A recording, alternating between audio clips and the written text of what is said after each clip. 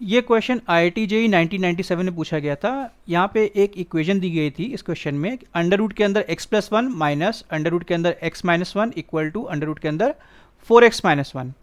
तो अब उन्होंने यही पूछा था, इस इक्वेशन के पास क्या कोई सॉल्यूशन नहीं है, क्या एक सॉल्यूशन है या दो सॉल्यूशन है या दो से अधिक सॉल्यूशन है। तो भाई ये जो इक्वेशन है ना, तो अब अंडर रूट के अंदर है तो बात तो बन नहीं रही। तो अब आपको क्या करना पड़ेगा, तो भाई सबसे पहला काम तो ये ना कि आप इनका अंडर रूट वाला जो मुद्दा है ना वो हटाओ। तो वो कैसे हटा सकते हो, तो भाई आपको स्क्वायर करना पड़ेगा। आप स्क्वायर करेंगे तो आप दोनों तरफ स्क्वायर कर दीजिए। तो इसका आपने स्क्वायर किया तो बेसिकली क्या आ गया 4x-1। इसका यदि आपने स्क्वायर किया तो आपको पता है ये a minus B whole square का फंडा लगेगा, A square plus B square minus 2ab।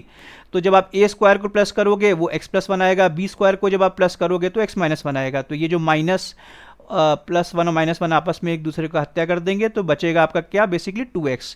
अब उसके बाद आएगा -2ab, तो -2 आ गया। अब a तो ये है और b ये है अंडर रूट के अंदर।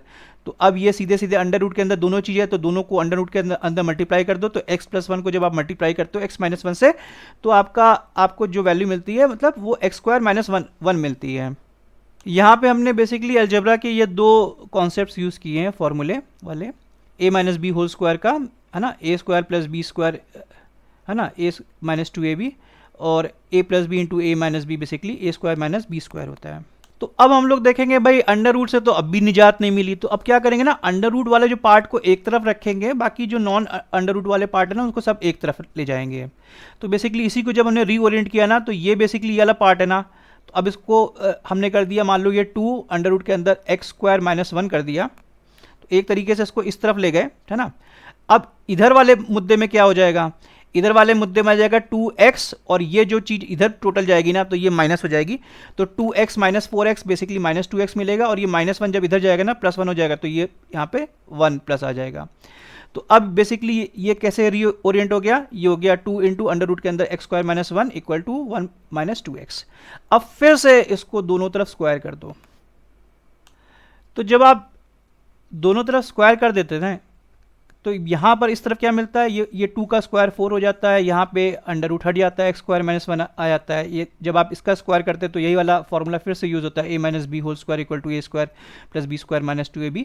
तो बेसिकली आपने a स्क्वायर को किया, है ना, 1 को स्क्वायर किया तो 1 आ गया, है ना, b को स्क्वायर किया -2x को, है ना, इंटू -2x किया, ये आपका 4x² आ गया, और -2ab में क्या हो जाएगा आपका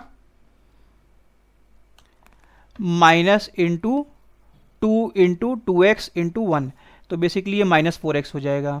अब इसी को आप जब रीओरिएंट करते हैं ना, तो देखो यहाँ भी 4x स्क्वायर पॉजिटिव है, यहाँ भी 4x स्क्वायर पॉजिटिव है, तो इनको आप हटा देते हो तो ये यहाँ पर -4 हो जाएगा, यहाँ पर आपका हो जाएगा 1 - 4x। अब 4x को इधर लेकर के आ गए और -4 को इधर लेके आ गए, तो ये बेसिकली 4x इक्वल टू 5 आ गया। इसका मतलब x की वैल्यू क्या हो गई, x की वैल्यू 5/4 हो गई। लेकिन भाई अब मुद्दा ये है कि अब x की इस वैल्यू को जब आप इस इक्वेशन पे रखते हो ना, तो LHS और RHS इक्वल नहीं आते हैं,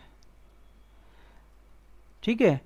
तो इतनी मेहनत करने के बाद x की हमने जो वैल्यू निकाली, और उस वैल्यू को जब हम पुटअप करते हैं तो इक्वेशन सेटिस्फाई नहीं होती है। इसका मतलब क्या है कि जो वो वैल्यू मिली वो एप्लीकेबल नहीं है। इसका मतलब इस इक्वेशन में भाई कोई सॉल्यूशन नहीं मिलना है। रियल इसमें आंसर क्या होगा, option A. Is this point clear?